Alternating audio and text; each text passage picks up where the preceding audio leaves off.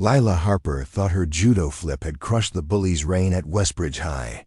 But a sinister new force lurks in the shadows, orchestrating a chilling campaign to shatter her courage and silence her forever. This electrifying sequel explodes with heart-wrenching betrayal, daring alliances, and a jaw-dropping twist that will ignite your spirit. Subscribe now to witness Lila's epic battle for justice, a story of unbreakable resilience that will inspire you to stand tall. Spring bloomed across Westbridge, Ohio, draping the town in vibrant greens and a fragile sense of renewal. Lila Harper, now 17, walked the halls of Westbridge High with a quiet strength that belied her slight frame. Her mousy brown hair still fell in a soft curtain over her hazel eyes, but her oversized sweaters had given way to fitted tees, a subtle nod to the confidence she'd earned. The torn shirt incident when she'd flipped bullies Kaylee, Monroe, and Madison onto the floor with a single Uchimata was now a legend. Its viral video transforming Lila from an invisible sophomore to a beacon for the school's underdogs. The martial arts club, where she trained under Mr. Tanaka's watchful eye, had become her sanctuary, a dusty gym filled with mismatched mats and loyal friends like Jamal Carter, whose quick wit lit up their sparring sessions, and Sophie Nguyen, the coding prodigy who'd helped expose Kaylee and Ryan Kessler's cyberbullying. Lila's mother, Diane, still worked grueling hospital shifts, but their bond had deepened, forged in late-night talks about resilience and the judo GI Lila had reclaimed from her closet. Her brother, Ethan, now a college junior, called often, his pride in her a steady anchor. Westbridge High felt transformed, its halls less cruel, its students bolder, thanks to Lila's stand. But beneath the surface, a darker current stirred, threatening to unravel everything she'd built. It began with a note, slipped into her locker on a crisp April morning. The paper was plain, the words scrawled in black ink. "You think you're a hero? You're nothing. Watch your back." Lila's heart thudded as she read it, the hallway's chatter fading to a dull hum. She scanned the crowd, but no one met her gaze. Kaylee and Ryan were gone. Kaylee suspended, Ryan expelled after their talent show exposure, but the note's venom felt personal, a ghost of their malice. She showed it to Jamal and Sophie at lunch, her voice low but steady. "It's probably just a prank," Jamal said, though his furrowed brow betrayed his doubt. Sophie's eyes narrowed, her fingers already itching for her laptop. "I'll check the security footage," she said. Whoever did this might have slipped up. But the footage was grainy, the figure dropping the note a blur in a hoodie. Lila tried to brush it off, but the note clung to her like a shadow, its warning growing heavier as strange incidents mounted. Her gym bag vanished from the locker room, only to reappear in the cafeteria trash, her judo belt shredded into ribbons. Anonymous text pinged her phone at midnight. "Fraud, you'll fall." Whispers snaked through the halls, different from the awe-filled ones post-takedown. These were sharper, accusing rumors that Lila had staged the bullying for attention, that her judo skills were exaggerated. The martial arts club felt the strain, new members hesitated, and even loyal ones like Jamal seemed on edge. "Someone's orchestrating this," he said after a grueling practice, his voice tight. "They're trying to break you." Lila's stomach churned. She'd fought to be seen, to claim her place, but now the spotlight felt like a cage, its bars closing in. The tension peaked at the regional judo tournament, Westbridge's first in years, hosted in the school's newly renovated gym. Lila, now the club's star, was set to compete, her first official match since childhood. The stands brimmed with students, parents, and college scouts, the air electric with anticipation. She faced her first opponent, a lean girl from a rival school, and executed a flawless seoi-nage, the crowd roaring as the girl hit the mat. But as Lila bowed, a voice sliced through the noise. "Cheater!" A figure in a black hoodie hurled a water bottle from the bleachers, grazing her shoulder. The crowd gasped, security scrambling, but the figure vanished into the chaos. Lila's hands trembled as she returned to the mat, her focus fractured. She won her matches, earning a silver medal, but the victory tasted bitter, tainted by the attack and the crowd's murmurs.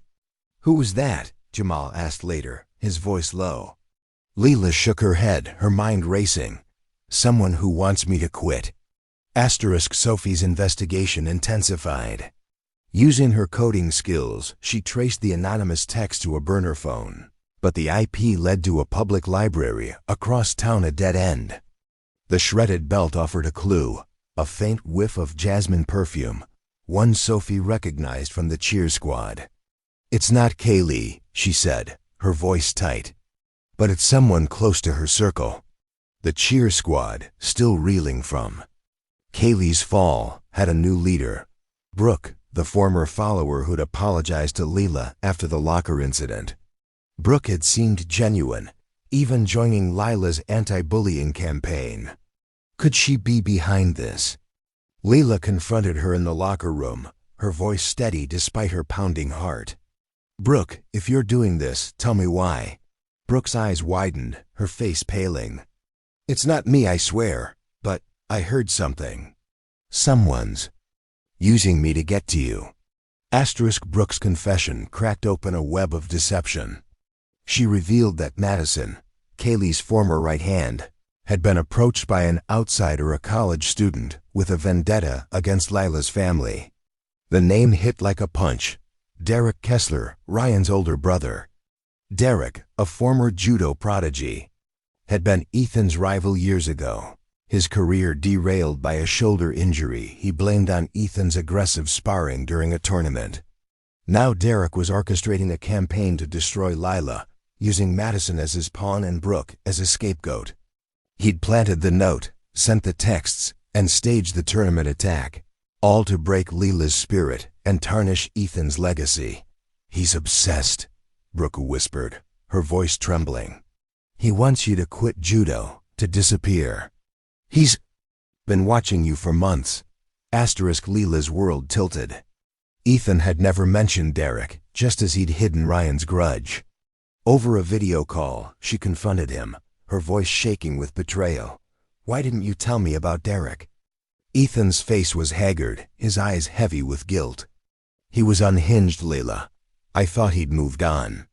I didn't want you in his crosshairs. Stay away from him, he's dangerous." But Lila couldn't. Derek's campaign was escalating. Her locker was vandalized with red paint, spelling fraud, the word dripping like blood.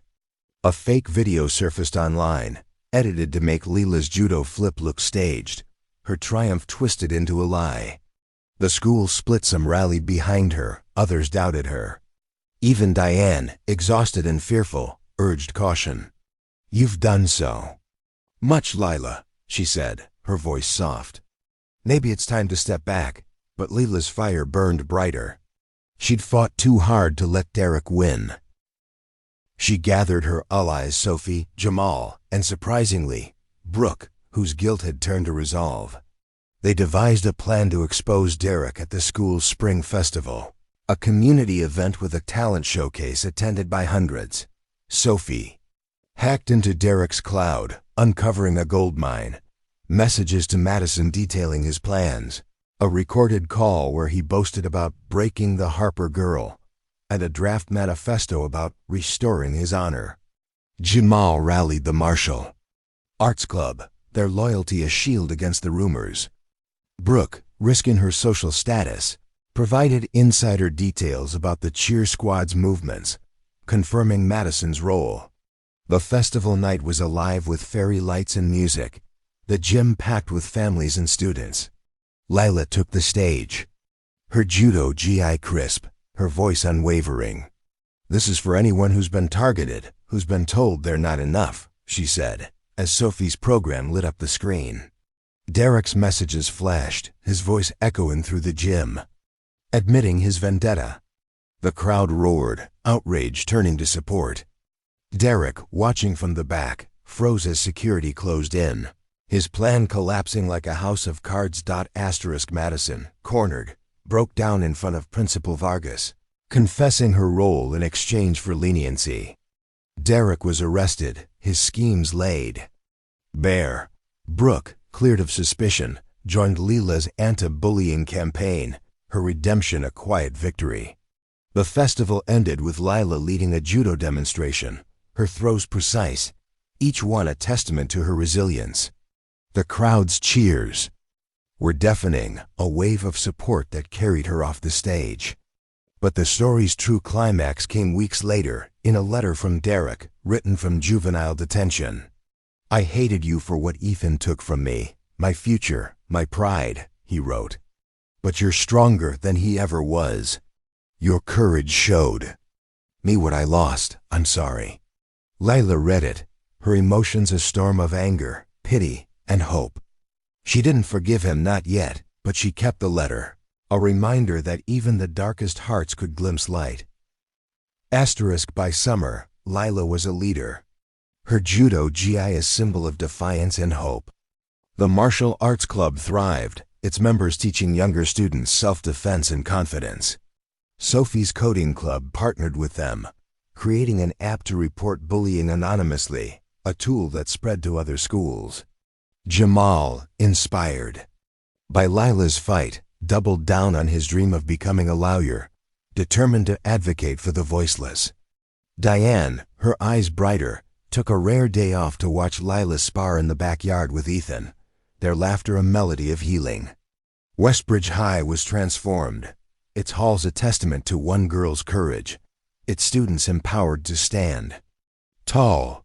Lila stood at her locker, no longer invisible, but a beacon, a quiet girl whose judo flips and unyielding heart had changed everything. The journey wasn't easy.